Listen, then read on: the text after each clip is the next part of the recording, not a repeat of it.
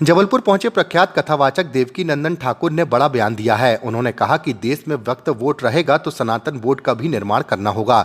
जितनी जमीन वक्फ बोर्ड के हत्या रखी है उतनी ही जमीन सनातन बोर्ड को भी देनी होगी। देश की संसद और एयरपोर्ट की जमीनें वक्फ बोर्ड के होने का दावा किया जा रहा है। हालात ऐसे ही रहे तो 10 से 12 साल बाद पूरे देश पर वक्फ बोर्ड अपना हक जताएगा। सनातन बोर्ड के मुद्दे पर राजनीतिक पार्टियों को जवाब देना होगा और समर्थन करना होगा।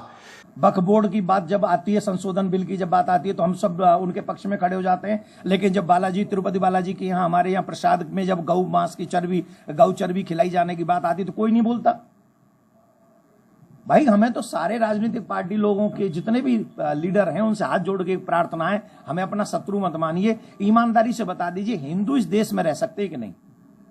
संविधान इस देश में हिंदुओं को रहने का अधिकार देता है कि नहीं? और क्या संविधान ये कहता है कि हमारे धर्म को भ्रष्ट कर दो, हमारी बहन बेटियों को ले जाओ, हमारी बहन बेटियों के 56 टुकड़े कर दो, हमारे धर्म में प्रसाद में गौ मांस मिला दो? ये कहता है संविधान। और आप एक जवाब नहीं देते, कोई प्रश्न उस पर आवाज नहीं उठाता।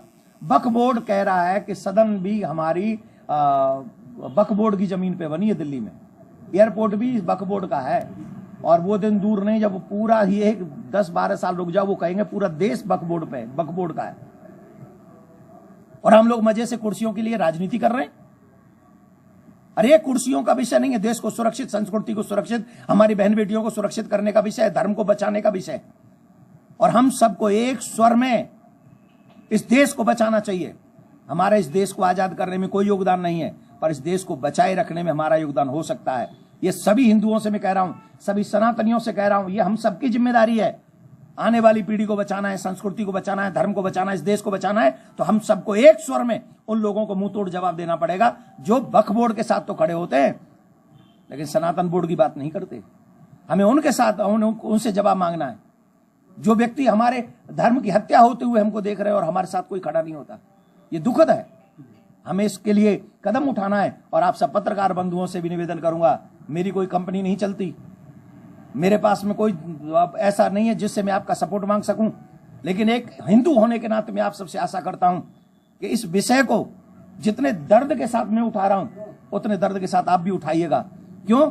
अभी नहीं तो कभी नहीं। अगर हम लोग आज नहीं बचा सके तो कल बचाने के लायक नहीं बचेंगे। मध्य प्रदेश की हर पल की ताजा खबरों व हमसे जुड़े रहने के लिए हमारे YouTube चैनल को लाइक व शेयर और सब्सक्राइब करें ताकि हम आपको हर खबर आप तक पहुंचा सकें। जुड़े रहने के लिए धन्यवाद।